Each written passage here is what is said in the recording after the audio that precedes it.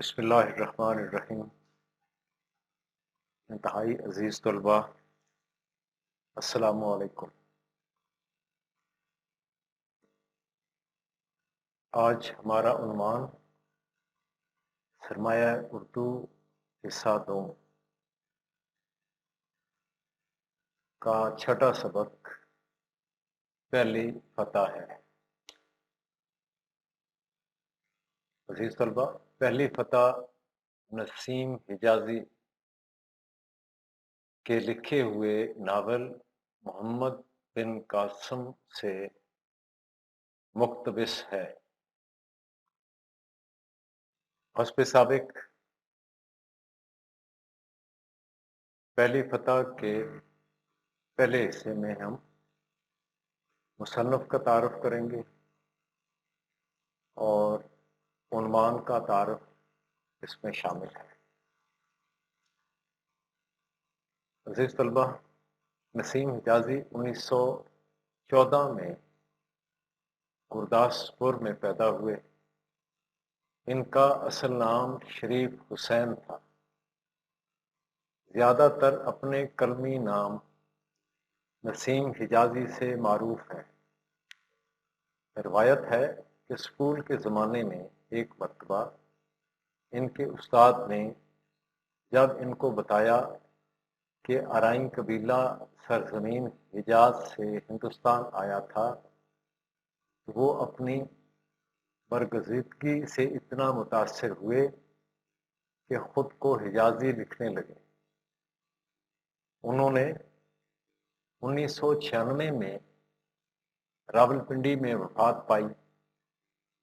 برطانوی راج سے آزادی کے وقت ان کا خاندان ہجرت کر کے پاکستان آ گیا اور باقی کی زندگی انہوں نے پاکستان میں گزاری۔ ان کے ناول مسلمانوں کے عروج و زوال کی تاریخ پر مبنی ہیں، جنہوں نے اردو خواں طبقے کی کئی نسلوں پر اپنے اثرات چھوڑے ہیں۔ وہ صرف تاریخی واقعات بیان کر کے نہیں رہ جاتے، بلکہ حالات کی ایسی منظر کشی کرتے ہیں کہ قاری خود کو کہانی کا حصہ محسوس کرنے لگتا ہے اور ناول کے کرداروں کے مکالموں سے براہ راست اثر لیتا ہے۔ نسیم حجازی نے اپنی عملی زندگی کا آغاز صحافت کے شعبے سے کیا اور 7 روزہ تنظیم کوئٹہ، روزنامہ حیات کراچی، روزنامہ زمانہ کراچی، روزنامہ تعمیر راولپنڈی اور روزنامہ کوہستان راولپنڈی سے وابستہ رہے۔ نسیم حجازی کی اصل وجہ شہرت ان کی تاریخی ناول نگاری ہے۔ نسیم حجازی اردو کے مقبول ترین ناول نگار ہیں۔ ان کے ناول اسلاف سے محبت اور مشرقی و اسلامی روایات کی پاسداری سکھاتے ہیں۔ نسیم حجازی نے ناولوں کے ذریعے کئی نسلوں کی تربیت کی ہے۔ ان کے ناول نوجوانوں میں حب الوطنی، خودداری اور رفت مقاصد پیدا کرتے ہیں۔ داستان مجاہد، انسان اور دیوتا، محمد بن قاسم، یوسف بن تاشفین، آخری چٹان، خاک اور خون، آخری مارکا، شاہین، معظم علی اور تلوار ٹوٹ گئی، کیسر و کسرا اور اندھیری رات کے مسافر ان کے مشہور اور مقبول تاریخی ناول ہیں۔ ان کی طنزیہ اور مزاحیہ تصاریف میں سفید جزیرہ، 100 سال بعد، ثقافت کی تلاش اور ہورس کے ہاتھی شامل ہیں۔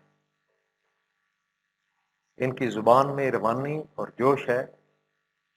وہ جرأت و شجاعت اور عظمت انسانیت کے علم بردار ہیں۔ اب ہم عنوان کی طرف آتے ہیں۔ پہلی فتح نسیم حجازی کے معروف ناول محمد بن قاسم سے لیا گیا ہے، جس میں انہوں نے اپنے مخصوص دستانی انداز میں اسلامی دنیا کے اس نو عمر ہیرو کے کارنامے بیان کیے ہیں۔ عزیز طلبہ، حضور اکرم صلی اللہ علیہ وآلہ وسلم کے وصال کے بعد حضرت ابوبکر صدیق رضی اللہ تعالیٰ عنہ، حضرت عمر فاروق رضی اللہ تعالیٰ عنہ اور حضرت عثمان غنی رضی اللہ تعالیٰ عنہ اور حضرت علی رضی اللہ تعالیٰ عنہ اور حضرت حسن کا عہد خلافت راشدہ کہلاتا ہے۔ اس عہد کی مجموعی مدت 30 سال ہے، 632 سے 661 عیسوی تک۔ پہلے 3 خلفائے راشدین کا دارالخلافہ مدینۃ النبی تھا۔ حضرت علی رضی اللہ تعالیٰ عنہ نے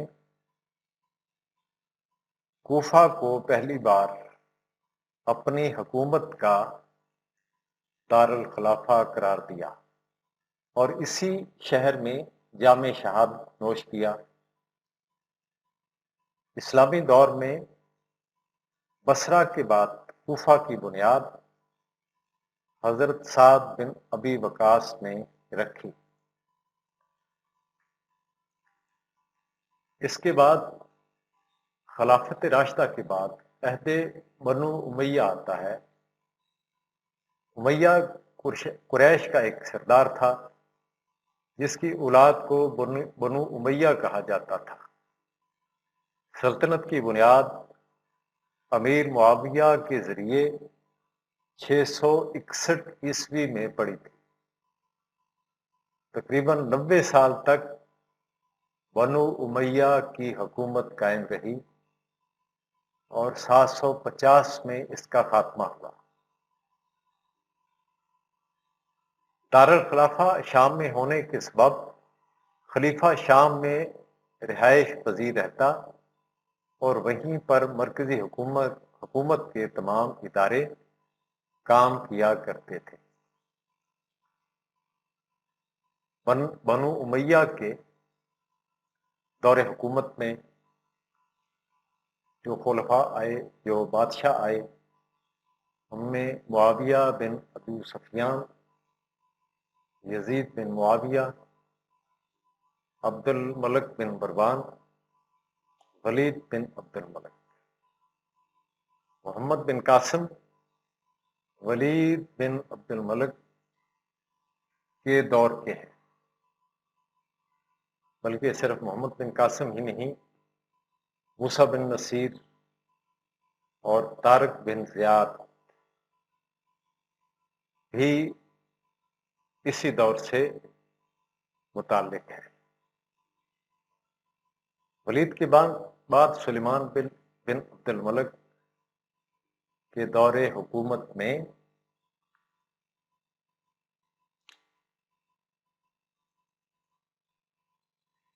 ان کا افسوسناک انجام ہوا۔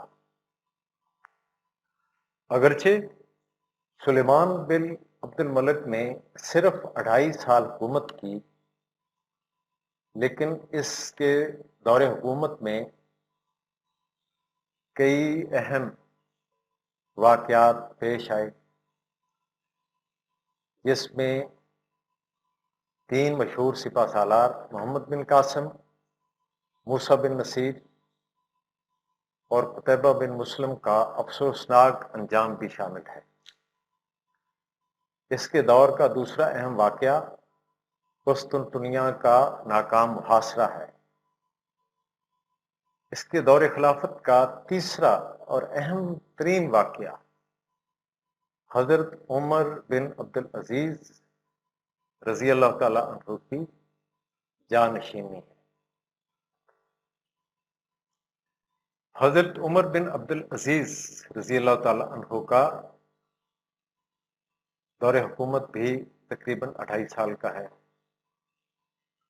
آپ کو بھی زہر دے کر شہید کر دیا گیا، اور اس کے بعد یزید بن عبد الملک یہ بادشاہ بنا، اور حضرت عمر بن عبدالعزیز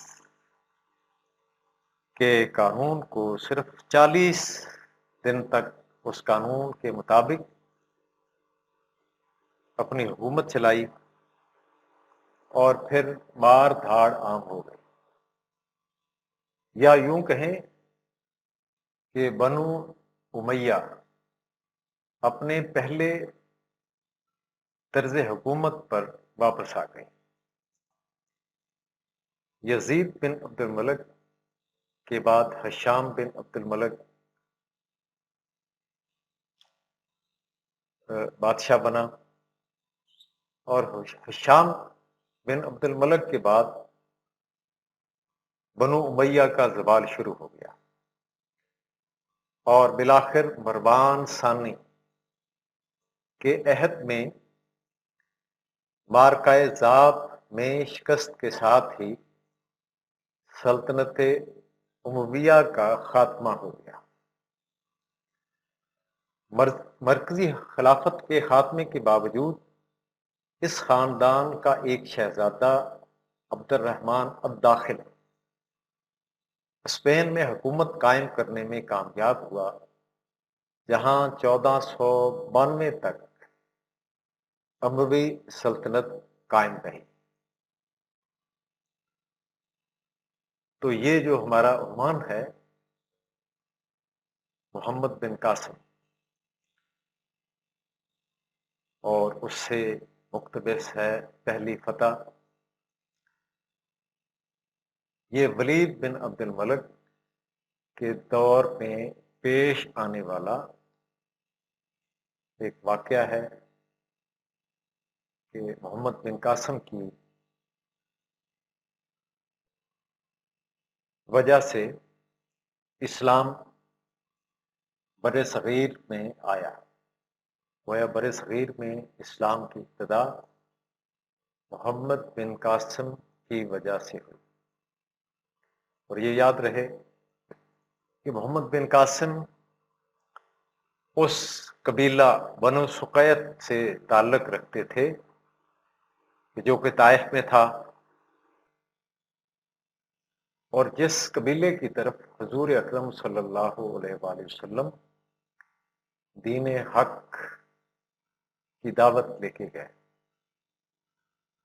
اور انہوں نے بجائے اس کے کہ دعوت قبول کرتے حضور اکرم صلی اللہ علیہ وآلہ وسلم پر بے شمار مظالم اٹھائے، اور جس کی پاداش میں فرشتے نے آ کے حضور اکرم صلی اللہ علیہ وآلہ وسلم سے عرض کیا، اگر آپ کہیں تو میں دونوں پہاڑوں کو ملا دوں تاکہ یہ بستی پس جائے، لیکن حضور اکرم صلی اللہ علیہ وآلہ وسلم نے اس کو پسند نہیں کیا، اور آپ نے دعا کی،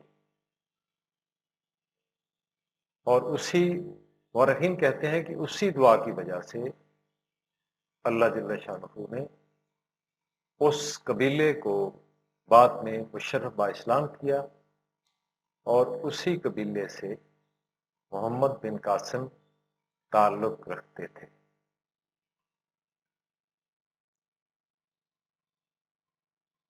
بنو امیہ کے عہد کے خاتمے کے بعد آپ کی دلچسپی کے لیے یہ بھی بتاتا چلوں کہ بنو عباسیہ کا عہد شروع ہوا۔ ابو العباس الصفا بنو عباسیہ کے پہلے خلیفہ تھے۔ بنو عباسیہ کا دور حکومت 749 عیسوی سے 1258 عیسوی تک رہا۔ اور ان تقریباً 550 سالوں میں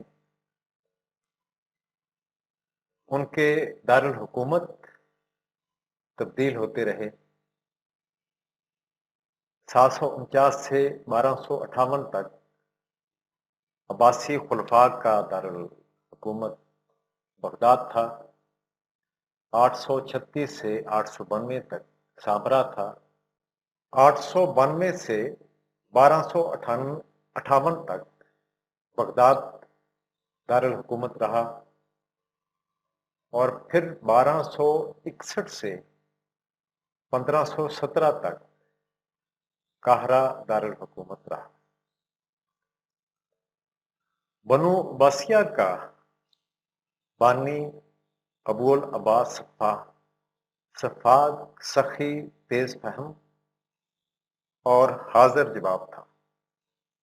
اس کی حکومت کے دوسرے احوال اور کارکنان بھی خون ریزی میں ماہر تھے۔ یہ رسول اکرم صلی اللہ علیہ وآلہ وسلم کے چچا حضرت عباس بن عبد المطلب کی اولاد سے تھا۔ عباسی خلافت کا قیام 750 میں ہوا اور یہ 1258 تک قائم رہی۔ ابو جعفر منصور، ہارون الرشید، مامون الرشید، معتصم باللہ، متوکل علی اللہ، معتمد علی اللہ وغیرہ معروف خلفاء ہیں۔ ابتدائی 100 سال تک خلافت عباسیہ پوری شان و شوکت کے ساتھ چلی۔ اس کے بعد حکومت میں کمزوری آ گئی۔ 300 سال تک یہ اپنے وجود کو قائم رکھنے میں پوری طرح کامیاب رہی۔ بعد کے ادوار میں یہ صرف ایک علامتی حکومت بن کر رہ گئی اور خلیفہ کی حیثیت کسی خانقاہ کے گدی نشین سے زیادہ نہ تھی۔ بیشتر علاقوں پر دوسرے لوگوں نے قبضہ کر کے اپنی الگ حکومتیں قائم کر لیں۔ البتہ خلیفہ سے سند حکومت ضرور لیتے تھے اور اس کا نام خطبہ جمعہ میں لیا جاتا تھا۔ عباسیوں کا پایہ تخت بغداد تھا، جو ساری دنیا میں مرکزی اہمیت کا حامل تھا۔ آخری عباسی خلیفہ مستعصم باللہ تھا، جس کا خاتمہ ہلاکو خان کے ہاتھوں ہوا۔ تو یہ عنوان کا تھوڑا سا تعارف تھا، اور اس کے ساتھ اپنے بنو عباسیہ اور بنو امیہ کے حالات بھی پڑے ہیں تاکہ ان سے ہمارا تعارف حاصل ہو جائے۔ انشاءاللہ اگلے اس کے حصے میں مشکل الفاظ اور توضیحات وغیرہ پڑھیں گے۔ اللہ ہمارا حامی و ناصر ہو۔ اللہ حافظ۔